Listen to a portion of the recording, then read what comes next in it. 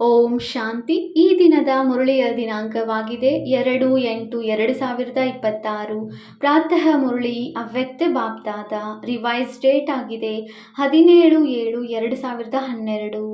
ಮನಸಾ ಸೇವೆಯ ಮೂಲಕ ಆತ್ಮಗಳಿಗೆ ಹನಿ ಅಂಚಲಿಯನ್ನು ಕೊಡುವ ಸೇವೆ ಮಾಡುತ್ತಾ ಬಹಳ ಕಾಲದಿಂದ ತೀವ್ರ ಪುರುಷಾರ್ಥ ಮಾಡಿ ಎವರಡಿ ಆಗಿದ್ದರೆ ಮಾಲೆಯಲ್ಲಿ ಮಣಿಯಾಗಿ ಬಿಡುತ್ತೀರಿ.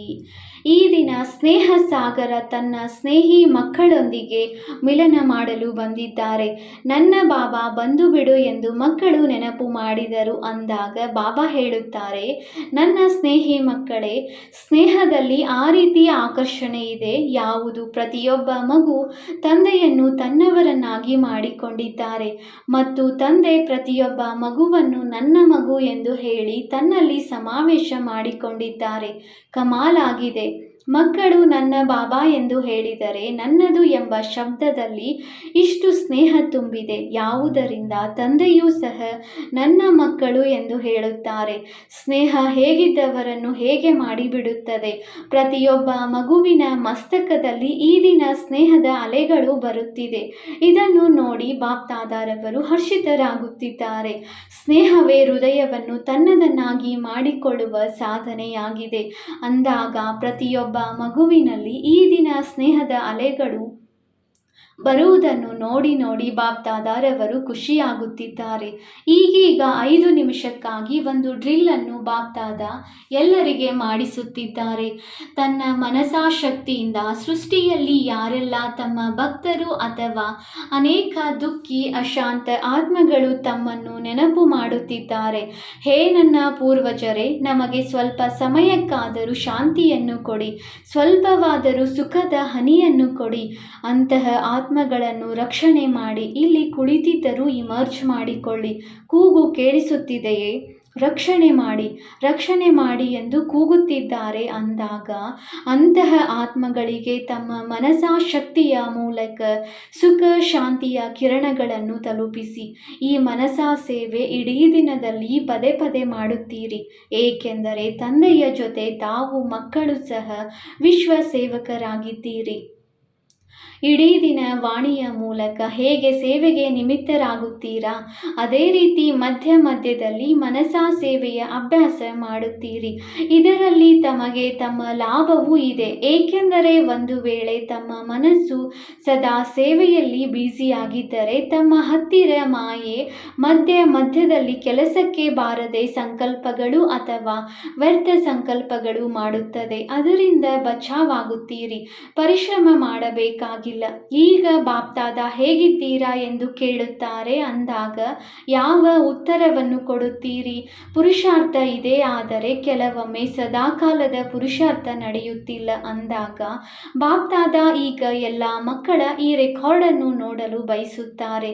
ಈ ಕೆಲವೊಮ್ಮೆ ಎಂಬ ಶಬ್ದ ಸಮಾಪ್ತಿಯಾಗಿ ಬಿಡಲಿ. ಈ ರೀತಿಯಾಗಲು ಸಾಧ್ಯತೆ ಇದೆಯೇ? ಕೆಲವೊಮ್ಮೆ ಎನ್ನುವುದು ಸಮಾಪ್ತಿಯಾಗುತ್ತದೆಯೇ? ಸಮಯದಲ್ಲಿ ತಯಾರಾಗಿ ಆಗುತ್ತಿದ್ದೀರಾ? ಆಗಲೇಬೇಕು. ಇದಕ್ಕೆ ಬದಲಾಗಿ ಈಗ ಎವರಡಿಯಾಗಲು ಸಾಧ್ಯವೇ? ಏಕೆ? ಎವರಡಿ ಆಗುವ ಅಭ್ಯಾಸ ಮಾಯಾಜೀತ್, ಮನ್ಜೀತ್, ಜಗಜ್ಜೀತ್ ಈ ಸಂಸ್ಕಾರವನ್ನು ಬಹಳ ಕಾಲದಿಂದ ಮಾಡಿಕೊಂಡಾಗ ಅಂತ್ಯ ಸಮಯವೂ ಸಹ ಬಹಳ ಕಾಲದ ಅಭ್ಯಾಸ ವಿಜಯಿಯನ್ನಾಗಿ ಮಾಡಿ ತಮ್ಮನ್ನು ವಿಶೇಷವಾಗಿ ಮಾಲೆಯಲ್ಲಿ ಮಣಿಯನ್ನಾಗಿ ಮಾಡುತ್ತದೆ, ಪಾಸ್ ವಿತ್ ಆನರ್ ಅನ್ನಾಗಿ ಮಾಡುತ್ತದೆ ಅಂದಾಗ ಹೇಳಿ, ಈ ಸಾಹಸ ಇದೆಯಲ್ಲವೇ? ಪಾಸ್ ವಿತ್ ಆನರ್ ಆಗಲೇಬೇಕಲ್ಲವೇ? ಯಾರು ದ್ವಾಪರದಿಂದ ಇದುವರೆಗೆ ಪೂಜ್ಯರಾಗುತ್ತಾರೆ, ಅರ್ಥಾತ್ ಮಾಲೆಯಲ್ಲಿ ಮಣಿಗಳಾಗುತ್ತಾರೆ ಅಂದಾಗ ತಮ್ಮನ್ನು ಮಾಲೆಯಲ್ಲಿ ಮಣಿಯನ್ನಾಗಿ ಮಾಡಿಕೊಳ್ಳುವ ಶುದ್ಧ ಸಂಕಲ್ಪವಿದೆಯಲ್ಲವೇ?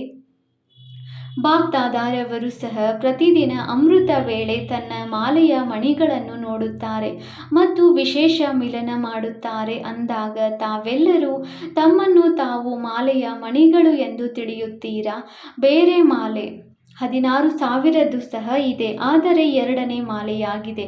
ವಿಶೇಷ ಮಾಲೆ ಯಾವುದು ಗಾಯನ ಪೂಜೆಗೆ ಯೋಗ್ಯವಾಗುತ್ತದೆ, ಅದು ಮೊದಲನೇ ಮಾಲೆಯಾಗಿದೆ ಅಂದಾಗ ಈ ದಿನ ಬಾಪ್ದಾದ ಆ ಮಣಿಗಳನ್ನು ನೋಡುತ್ತಿದ್ದಾರೆ, ಏಕೆಂದರೆ ಬ್ರಹ್ಮ ತಂದೆಯ ಜೊತೆ ವಿಶೇಷ ರಾಜ್ಯ ಅಧಿಕಾರಿ ಜೊತೆಗಾರರು ಅವರೇ ಆಗುತ್ತಾರೆ.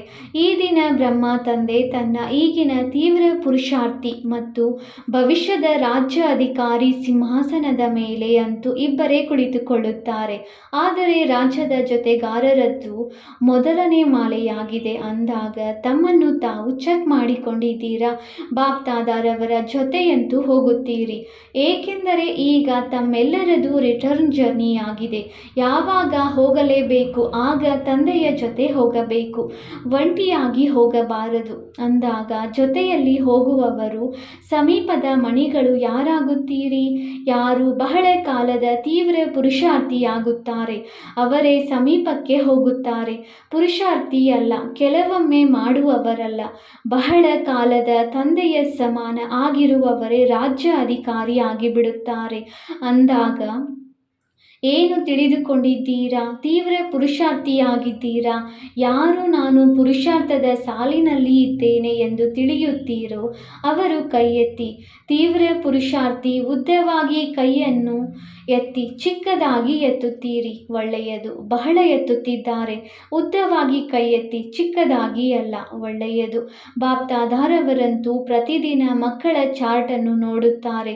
ಮೆಜಾರಿಟಿ ತೀವ್ರ ಪುರುಷಾರ್ಥಿಗಳು ಇದ್ದಾರೆ, ಆದರೆ ಕೆಲವೊಮ್ಮೆ ಎಂಬ ಶಬ್ದವನ್ನು ಜೊತೆಯಲ್ಲಿ ಸೇರಿಸಿ ಬಿಡುತ್ತೀರಿ. ಆದರೆ ತಂದೆ ಏಕೆ ಹೇಳುತ್ತಿದ್ದಾರೆ? Attention please.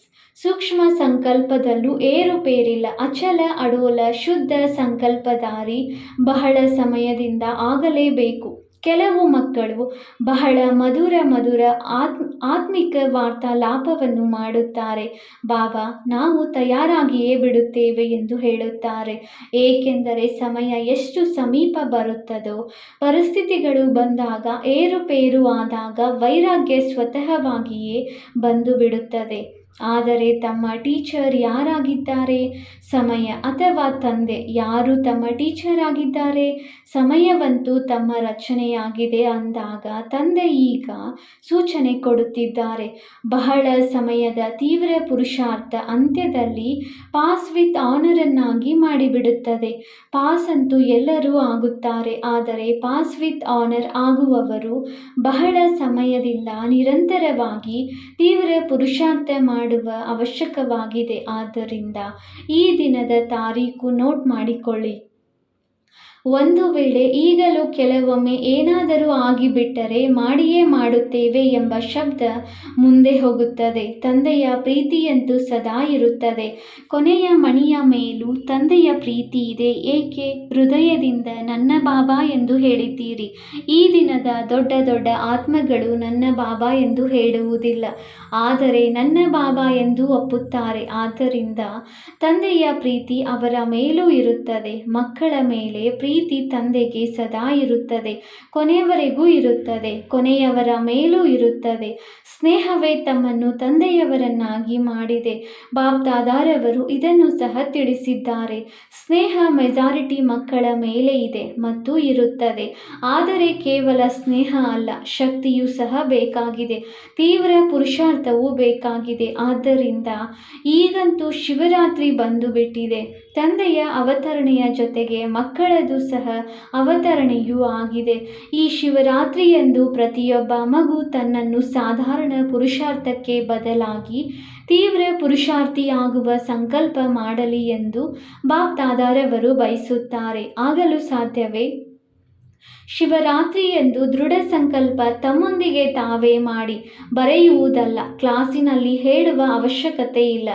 ಆದರೆ ತಂದೆಯ ಜೊತೆ ಹೃದಯದಲ್ಲಿ ಶಿವರಾತ್ರಿಯಂದು ನಾವು ಕೆಲವೊಮ್ಮೆ ಎಂಬ ಶಬ್ದವನ್ನು ನಮ್ಮ ಪುರುಷಾರ್ಥದ ಡಿಕ್ಷನರಿಯಿಂದ ತೆಗೆದು ಬಿಡುತ್ತೇವೆ ಎಂದು ಸಂಕಲ್ಪ ಮಾಡಲು ಸಾಧ್ಯವೇ?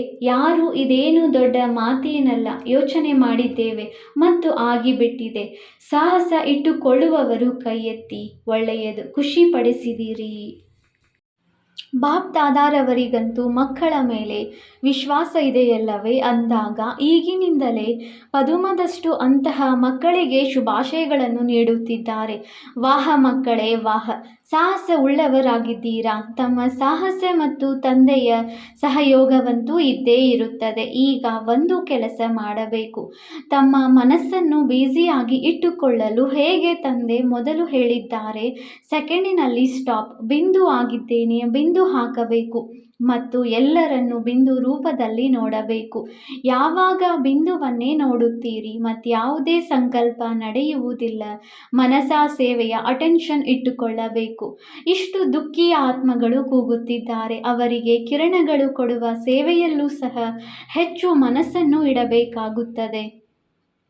ಮನಸಾ ಸೇವೆ ಬಹಳ ಶ್ರೇಷ್ಠ ಸೇವೆಯಾಗಿದೆ. ದುಃಖಿಗಳಿಗೂ ಸಹ ಲಾಭವಿದೆ ಮತ್ತು ತಮಗೂ ಸಹ ತಮ್ಮ ಲಾಭವಿದೆ, ಡಬಲ್ ಲಾಭವಿದೆ. ಹೇಗೆ ವಾಣಿಯಿಂದ ಸೇವೆ ಮಾಡುತ್ತೀರಿ ಮತ್ತು ಸೇವೆ ವೃದ್ಧಿಯಾಗುತ್ತಾ ಹೋಗುತ್ತದೆ. ಹೃದಯದಿಂದ ಮಾಡುತ್ತೀರಿ, ಸಂಖ್ಯೆಯು ಹೆಚ್ಚಾಗುತ್ತಾ ಹೋಗುತ್ತದೆ. ಸೇವಾ ಕೇಂದ್ರಗಳು ಹೆಚ್ಚಾಗುತ್ತಾ ಹೋಗುತ್ತವೆ. ವಾಚಾ ಸೇವೆ ಮೆಜಾರಿಟಿ ಚೆನ್ನಾಗಿದೆ, ಎಲ್ಲರದೂ ಅಲ್ಲ, ಆದರೆ ಮೆಜಾರಿಟಿ ಚೆನ್ನಾಗಿದೆ. ಅದೇ ರೀತಿ ಈಗ ಮನಸ್ಸಿನಿಂದ ವಿಶೇಷವಾಗಿ ಆತ್ಮಗಳಿಗೆ ಹನಿಯನ್ನು ಕೊಡುವ ಸೇವೆಯೂ ಸಹ ಮಾಡುತ್ತೀರಿ. ಮನಸ್ಸನ್ನು ಫ್ರೀಯಾಗಿ ಬಿಡಬೇಡಿ. ಯಾವುದಾದರೂ ಸೇವೆಯಲ್ಲಿ ಮನಸ್ಸಿನ ಮೂಲಕ ಶಕ್ತಿಗಳನ್ನು ಕೊಡುವ ಮುಖದಿಂದ ವಾಣಿಯ ಸೇವೆ, ಕರ್ಮದಲ್ಲಿ ಗುಣಗಳಿಂದ ಸೇವೆ, ಸಂಬಂಧ ಸಂಪರ್ಕದಲ್ಲಿ ಖುಷಿ ಕೊಡುವ ಸೇವೆ, ಈ ಭಿನ್ನ ಭಿನ್ನ ಸೇವೆಗಳಲ್ಲಿ ಮನಸ್ಸನ್ನು ಬ್ಯುಸಿಯಾಗಿಟ್ಟುಕೊಳ್ಳಿ. ಏಕೆಂದರೆ ಇಡೀ ವಿಶ್ವದಲ್ಲಿ ಸಾಹುಕಾರ, ರಿಚೆಸ್ಟ್ ಆತ್ಮಗಳು ಯಾರಿದ್ದಾರೆ? ತಾವೇ ಅಲ್ಲವೇ? ಎಷ್ಟು ಖಜಾನೆಗಳು ಸಿಕ್ಕಿದೆ. ಪ್ರತಿಯೊಂದು ಖಜಾನೆಯಿಂದ ಸೇವೆ ಮಾಡಿ. ಖಜಾನೆಯನ್ನು ಎಷ್ಟು ಸೇವೆಯಲ್ಲಿ ತೊಡಗಿಸುತ್ತೀರಿ ಅಷ್ಟು ಖಜಾನೆಗಳು ಹೆಚ್ಚಾಗುತ್ತಾ ಹೋಗುತ್ತವೆ. ಆದ್ದರಿಂದ ಈಗ ಹೇಗೆ ಸ್ವಯಂ ಸೇವೆಗೆ ಅಟೆನ್ಷನ್ ಕೊಡುತ್ತೀರಿ, ಅದೇ ರೀತಿ ತಮ್ಮದೇ ದುಃಖಿ ಆತ್ಮಗಳು ತಮ್ಮ ಭಕ್ತರಿಗೆ ಮನಸ್ಸಿನ ಮೂಲಕ ಕಿರಣಗಳನ್ನು ಕೊಡುವ ಸೇವೆಯಲ್ಲಿ ಅಟೆನ್ಷನ್ ಕೊಟ್ಟು ಇಡೀ ದಿನದಲ್ಲಿ ಮಾಡಿ. ಬಹಳ ಕೂಗುತ್ತಾರೆ, ತಮಗೆ ಕೇಳಿಸುವುದಿಲ್ಲವೇ? ಮೆಜಾರಿಟಿ ಪ್ರತಿಯೊಂದು ಮನೆಯಲ್ಲಿ ಯಾವುದಾದರೂ ದುಃಖದ ಕಾರಣವಿದೆ. ಇಂತಹ ದುಃಖಿಗಳಿಗೆ ಸುಖ ಕೊಡುವವರು ಯಾರಾಗಿದ್ದಾರೆ? ಅವರು ಯಾರಾಗಿದ್ದಾರೆ? ತಾವೇ ಆಗಿದ್ದೀರಿ. ಅಂದಾಗ ಮನಸಾ ಸೇವೆಯನ್ನು ಇಡೀ ದಿನದಲ್ಲಿ ಚೆಕ್ ಮಾಡಿಕೊಳ್ಳಿ. ಎಷ್ಟು ಸಮಯ ಹೇಗೆ ಸ್ವಯಂನ ಪ್ರತಿ ಕೊಡುತ್ತೀರಾ, ಅದೇ ರೀತಿ ಮನಸಾ ಸೇವೆಯ ಪ್ರತಿ ಎಷ್ಟು ಸಮಯ ಕೊಟ್ಟಿದ್ದೀರಿ. ದಯಾಹೃದಯಿಯಾಗಿದ್ದೀರಲ್ಲವೇ? ಅಂದಾಗ ದುಃಖಿಗಳ ಮೇಲೆ ದಯೆ ತೋರಿಸಿ. ತಮ್ಮ ಹಾಡು ಸಹ ಇದೆಯಲ್ಲವೇ, ಓ ತಂದೆ ತಾಯಿ ದುಃಖಿಗಳ ಮೇಲೆ ದಯೆ ತೋರಿಸಿ ಎಂಬ ಹಾಡಿದೆಯಲ್ಲವೇ. ಬಾಪ್ದಾದಾರವರಿಗೆ ಬಹಳ ಕೂಗು ಕೇಳಿಸುತ್ತದೆ, ತಮಗೆ ಕಡಿಮೆ ಕೇಳಿಸುತ್ತದೆ. ಆದರೆ ಈಗ ಕೇಳಿ, ಅವರು ಎಲ್ಲಿಗೆ ಹೋಗುತ್ತಾರೆ? ತಮ್ಮದೇ ಸಹೋದರ ಸಹೋದರಿಯರಾಗಿದ್ದಾರೆ. ತಮ್ಮ ಲಾಭವನ್ನು ತೆಗೆದುಕೊಳ್ಳಿ, ಮನಸ್ಸನ್ನು ಬ್ಯುಸಿಯಾಗಿಟ್ಟುಕೊಳ್ಳಿ ಮತ್ತು ದುಃಖಿಗಳ ದುಃಖವನ್ನು ದೂರ ಮಾಡಿ ಕೂಗುತ್ತಾರೆ. ಹೃದಯ ಕೂಗುತ್ತದೆ, ಬಾಪ್ದಾದಾರವರಂತೂ ಕೇಳುತ್ತಾರೆ. ಅಂದಾಗ ಓ ನನ್ನ ಮುದ್ದಾದ ಮಕ್ಕಳೇ ಎಂದು ಮಕ್ಕಳನ್ನು ನೆನಪು ಮಾಡುತ್ತಾರೆ. ಈಗ ದಯಾ ಹೃದಯವನ್ನು ಧಾರಣೆ ಮಾಡಿ ತಾವು ಬ್ರಾಹ್ಮಣರಲ್ಲೂ ಸಹ ಒಬ್ಬರಿಗೊಬ್ಬರು ಸಹಯೋಗಿಯಾಗಿ ಎಂತಹದ್ದೇ ಸಂಸ್ಕಾರ ಇರಲಿ, ಆದರೆ ತಮ್ಮ ಕಾರ್ಯ ಯಾವುದು? ಸಂಸ್ಕಾರದಿಂದ ಮೋಸ ಹೋಗುವುದೋ ಅಥವಾ ಅವರನ್ನು ಸಂಸ್ಕಾರದ ಜಂಜಾಟದಿಂದ ಬಿಡುಗಡೆ ಮಾಡುವುದು? ತಮ್ಮದು ಸಹ ಟೈಟಲ್ ಇದೆಯಲ್ಲವೇ, ದುಃಖಹರ್ತ ಸುಖಕರ್ತ ಎಂಬ ಟೈಟಲ್ ಇದೆಯಲ್ಲವೇ. ತಂದೆಯ ಜೊತೆಗಾರರಲ್ಲವೇ? ತಂದೆಯ ಜೊತೆಗಾರರು ಯಾವ ಸಂಕಲ್ಪವನ್ನು ಮಾಡಿದ್ದೀರಿ? ಈ ವಿಶ್ವವನ್ನು ನೋಡಿ, ಈ ವಿಶ್ವವನ್ನು ದುಃಖ ಅಶಾಂತಿಯಿಂದ ಬದಲಾವಣೆ ಮಾಡಿ ಸುಖ ಶಾಂತಿಯ ಸ್ಥಾಪನೆ ಮಾಡಬೇಕಲ್ಲವೇ? ಕೈ ಎತ್ತಿ ಮಾಡಬೇಕೆ ಅಥವಾ ಕೇವಲ ನೋಡುವುದೋ? ಸ್ಥಾಪನೆಯಾಗುತ್ತಿದೆ, ಆದರೆ ಈಗ ಬದಲಾವಣೆಯಾಗಬೇಕು. ಬ್ರಾಹ್ಮಣ ಆತ್ಮರಾಗಲಿ, ನೋಡುತ್ತಿರಬೇಡಿ, ಮಾಡುತ್ತಿದ್ದಾರೆ. ಆದರೆ ಅವರಿಗೂ ಸಹ ವಾಣಿ ಮತ್ತು ಮನಸಾ ಸೇವೆಯ ಮೂಲಕ ಪರಿವರ್ತನೆ ಮಾಡಿ. ಬಾಪ್ದಾದ ಕೇಳುತ್ತಿರುತ್ತಾರೆ. ಬಾಪ್ದಾದಾರವರಿಗೆ ಮಾತು ಕೊಟ್ಟು ಬಿಟ್ಟಿದ್ದೀರಿ. ಮಾತು ಕೊಟ್ಟ ನಂತರ ಸ್ವಯಂ ತಂದೆಯ ಡೈರೆಕ್ಷನ್ ಮೇಲೆ ನಡೆಯಿರಿ. ಜವಾಬ್ದಾರಿ ಬಾಪ್ದಾದ ಆಗಿದ್ದಾರೆ. ಅವರ ಜೊತೆಗಾರರು ನಿಮಿತ್ತ ಆಗಿರುವ ಮಕ್ಕಳಾಗಿದ್ದಾರೆ. ಸದಾ ತಮ್ಮ ಮನಸ್ಸನ್ನು ವ್ಯರ್ಥ ಸಂಕಲ್ಪಗಳಿಗೆ ಬದಲಾಗಿ ಈಗ ದುಃಖಿ ಆತ್ಮಗಳಿಗೆ, ಬ್ರಾಹ್ಮಣರಾಗಿರಲಿ ಯಾರೇ ಆಗಿರಲಿ, ಡಿಸ್ಟರ್ಬ್ ಆಗಿರುವ ತೊಂದರೆಯಲ್ಲಿರುವ ಆತ್ಮರಿಗೆ ಸಹಯೋಗ ಕೊಡಿ, ಸಹಯೋಗಿಯಾಗಿ. ಒಳ್ಳೆಯದು. ಹೊಸ ಮಕ್ಕಳು ಯಾರು ಮೊದಲನೇ ಬಾರಿ ಬಂದಿದ್ದೀರಿ, ಅವರು 1 ಸೆಕೆಂಡಿನಲ್ಲಿ 10 ನಿಮಿಷದ ಕೆಲಸ ಮಾಡಬೇಕು. ಸಮಯವನ್ನು ಸ್ವಲ್ಪವೂ ವ್ಯರ್ಥ ಮಾಡಬಾರದು, ಗಮನ ಕೊಡಬೇಕು. ತಮ್ಮ ಪುರುಷಾರ್ಥ ತೀವ್ರ ಮಾಡಿ ಎಷ್ಟು ಮುಂದುವರೆಯಲು ಬಯಸುವಿರಿ ಅಷ್ಟು ಮುಂದುವರೆಯಬಹುದು. ನಿಮ್ಮೆಲ್ಲರಿಗೂ ಎಲ್ಲ ಬ್ರಾಹ್ಮಣರ ಕಡೆಯಿಂದ, ತಂದೆಯ ಕಡೆಯಿಂದ ಶುಭ ಕಾಮನೆ ಇದೆ. ಒಳ್ಳೆಯದು. ಎಲ್ಲ ಮಧುಬನದವರು ಎದ್ದೇಳಿ. ಮಧುಬನದವರು ಒಂದು ವೇಳೆ ಇಲ್ಲವೆಂದರೆ ತಮ್ಮ ಅತಿಥಿ ಸತ್ಕಾರ ಯಾರು ಮಾಡುವವರು? ಆರಾಮವಾಗಿ ಬರುತ್ತೀರಿ, ತಿನ್ನುತ್ತೀರಿ, ಕುಡಿಯುತ್ತೀರಿ, ರಿಫ್ರೆಶ್ ಆಗುತ್ತೀರಿ ಅಂದಾಗ ಮಧುಬನದವರಿಗೆ ಚಪ್ಪಾಳೆ ಹೊಡೆಯಿರಿ. ಬಾಪ್ದಾದಾರವರಿಗೆ ಗೊತ್ತಿದೆ, ಸ್ಥಾನ ಕಡಿಮೆ ಇರುವ ಕಾರಣ ಮಧುಬನದವರಿಗೆ ಸ್ವಲ್ಪ ದೂರ ಕುಳಿತು ಕೇಳಬೇಕಾಗುತ್ತದೆ. ಇದು ಸಹ ಮಧುಬನದವರ ಸೇವೆಯಾಗಿದೆ. ಅನ್ಯರಿಗೆ ಸುಖ ಕೊಡುವುದು. ಸುಖದಾತರಾಗಿದ್ದೀರಲ್ಲವೇ, ಅಂದಾಗ ಮಧುಬನದವರ ಕೆಲಸವಾಗಿದೆ ಸುಖ ತೆಗೆದುಕೊಳ್ಳುವುದು ಮತ್ತು ಸುಖ ಕೊಡುವುದು. ಏಕೆಂದರೆ ಯಾರೆಲ್ಲ ಬರುತ್ತಾರೆ ಅವರ ಅನುಭವದಿಂದ ತಾವು ಅನುಭವ ತಿಳಿಸುತ್ತೀರಿ. ಆ ಅನುಭವದಿಂದ ಒಬ್ಬರಿಗೊಬ್ಬರಿಗೆ ಲಾಭ ಆಗುತ್ತದೆ, ಕೆಲವೊಂದು ಲಾಭಗಳು ಆಗುತ್ತದೆ. ಆದರೆ ಸಮಯ ಕಡಿಮೆ ಇರುವ ಕಾರಣ ತಿಳಿಸುವುದು ಕಡಿಮೆ. ಆದರೆ ಮಧುಬನದವರ ಟೈಟಲ್ ಏನಾಗಿತ್ತು? ಸುಖ ಕೊಡುವುದು ಮತ್ತು ಸುಖ ತೆಗೆದುಕೊಳ್ಳುವುದು. ಸುಖದಾತನ ಮಕ್ಕಳು ಫಾಲೋ ಫಾದರ್ ಮಾಡುವವರಾಗಿದ್ದಾರೆ. ಒಳ್ಳೆಯದು. ಈ ಬಾರಿ ಯಾರು ಬಂದಿದ್ದೀರಿ ಅವರಲ್ಲಿ ಯಾರು ಪ್ರತಿದಿನ ಮುರುಳಿ ಕೇಳುತ್ತಾರೆ? ಯಾರಾದರೂ ಮುರುಳಿ ಕೇಳದೆ ಇರುವವರಿದ್ದೀರಾ? ಕೈ ಎತ್ತಿ. ಯಾರೂ ಇಲ್ಲ. ಒಳ್ಳೆಯದು. ಯಾರು ಮುರುಳಿ ಓದುವುದಿಲ್ಲ, ಕೇಳುವುದಿಲ್ಲ ಅವರು ಎದ್ದು ನಿಲ್ಲಿ. ಕೆಲವರೇ ಇದ್ದಾರೆ, ಪರವಾಗಿಲ್ಲ. ಆದರೆ ಈಗ ಯಾವ ಸಮಯ ಸಿಕ್ಕಿದೆ ಅದರಲ್ಲಿ ತಂದೆಯ ಮಹಾವಾಕ್ಯಗಳನ್ನು ಪರಮಧಾಮದಿಂದ ಬಾಪ್ದಾದಾರವರು ಬರುತ್ತಾರೆ, ಸೂಕ್ಷ್ಮ ವತನದಿಂದ ಬ್ರಹ್ಮ ಬಾಬಾ ಬರುತ್ತಾರೆ ಮತ್ತು ಬಂದು ಮಹಾವಾಕ್ಯಗಳನ್ನು ಉಚ್ಚಾರಣೆ ಮಾಡುತ್ತಾರೆ. ಆದ್ದರಿಂದ ಮುರುಳಿ ಎಂದೂ ಸಹ ಒಂದು ದಿನವೂ ಮಿಸ್ ಮಾಡಬಾರದು. ತಮ್ಮ ಬಾಪ್ದಾದಾರವರ ಹೃದಯ ಸಿಂಹಾಸನ ಬಿಟ್ಟು ಹೋಗುತ್ತದೆ. ಆದ್ದರಿಂದ ಯಾರೆಲ್ಲ ಮುರುಳಿಯನ್ನು ತಪ್ಪಿಸುತ್ತಾರೆ ಅವರು 3 ಸಿಂಹಾಸನಕ್ಕೆ ಮಾಲೀಕರಲ್ಲ ಎಂದು ತಿಳಿದುಕೊಳ್ಳಬೇಕು. 2 ಸಿಂಹಾಸನಕ್ಕೆ ಮಾಲೀಕರು ಯಥಾಶಕ್ತಿಯ ಅನುಸಾರವಾಗಿ ಆಗುತ್ತಾರೆ. ಆದ್ದರಿಂದ ಮುರುಳಿ ಮುರುಳಿ ಮುರುಳಿ, ಏಕೆಂದರೆ ಮುರುಳಿಯಲ್ಲಿ ಪ್ರತಿದಿನ ಡೈರೆಕ್ಷನ್ ಇರುತ್ತದೆ, 4 ಸಬ್ಜೆಕ್ಟ್ಗಳ ಡೈರೆಕ್ಷನ್ ಇರುತ್ತದೆ. ಅಂದಾಗ ಪ್ರತಿದಿನದ ಡೈರೆಕ್ಷನ್ ತೆಗೆದುಕೊಳ್ಳಬೇಕಲ್ಲವೇ? ಯಾರೆಲ್ಲ ತಪ್ಪಿಸುತ್ತೀರಿ ಕಾರಣದಿಂದಾಗಲಿ ಅಕಾರಣದಿಂದಾಗಲಿ ಅವರು ಹೇಗೆ ಮುರುಳಿ ಕೇಳುವುದು ಎಂದು ತಮ್ಮ ಪ್ರೋಗ್ರಾಂ ಮಾಡಿಕೊಳ್ಳಬೇಕು. ಯಾವುದಾದರೂ ನಿವಾರಣೆಯನ್ನು ಯೋಚಿಸಿ. ಈಗಿನ ಸಮಯದಲ್ಲಿ ವಿಜ್ಞಾನದ ಸಾಧನಗಳು ತಮಗಾಗಿ ಇದೆ. ಬ್ರಹ್ಮ ತಂದೆಯಲ್ಲಿ ಪ್ರವೇಶತೆಯ 100 ವರ್ಷದ ಮೊದಲು ಈ ವಿಜ್ಞಾನ ಬಂದಿದೆ. ತಮಗೂ ಕೆಲಸಕ್ಕೆ ಬರುತ್ತದೆ. ಆದ್ದರಿಂದ ಅದನ್ನು ಉಪಯೋಗಿಸಿ ಲಾಭವನ್ನು ತೆಗೆದುಕೊಳ್ಳಿ. ಒಳ್ಳೆಯದು. ಎದುರಿನಲ್ಲಿ ಕುಳಿತಿರುವವರು ಮತ್ತು ಎಲ್ಲಾದರೂ ಕೇಳುತ್ತಿರುವ ಮಕ್ಕಳಿಗೆ ಬಾಪ್ದಾದಾರವರ ಹೃದಯ ತುಂಬಿ ಪ್ರೀತಿಯಿಂದ ನೆನಪು, ಪ್ರೀತಿ ಹಾಗೂ ನಮಸ್ತೆ. ನಾವು ಆತ್ಮಿಕ ಮಕ್ಕಳಿಂದ ಬಾಪ್ದಾದಾರವರಿಗೆ ಹೃದಯದ ನೆನಪು, ಪ್ರೀತಿ ಹಾಗೂ ನಮಸ್ತೆ ನಮಸ್ತೆ ನಮಸ್ತೆ. ಸೇವೆಯ ಸರದಿ ಯುಪಿ ಬನಾರಸ್ದಾಗಿದೆ. ಯುಪಿಯಿಂದ ಬ್ರಹ್ಮ ತಂದೆಯ ಜಗದಂಬಾರವರ ಬಹಳ ಪ್ರೀತಿ ಇದೆ. ಎಷ್ಟು ಬಾರಿ ಬ್ರಹ್ಮ ತಂದೆ ಯುಪಿಯಲ್ಲಿ ಬಂದಿದ್ದಾರೆ ಅಷ್ಟು ಬಾರಿ ಬಾಂಬೆಯಲ್ಲಿಯೂ ಬಂದಿದ್ದಾರೆ. ಆದರೆ ಯುಪಿಯಲ್ಲಿಯೂ ಬಂದಿದ್ದಾರೆ. ಯಾವ ಸ್ಥಾನದಲ್ಲಿ ಬ್ರಹ್ಮ ತಂದೆಯ ಹೆಜ್ಜೆ ಇಡುವರೋ ಆ ಸ್ಥಾನ ಎಷ್ಟು ಭಾಗ್ಯಶಾಲಿಯಾಗಿದೆ. ಲಕ್ನೌ ಮತ್ತು ಕಾನ್ಪುರ್ ಎರಡು ಈ ಭಾಗ್ಯದ ಅಧಿಕಾರಿಗಳಾಗಿವೆ.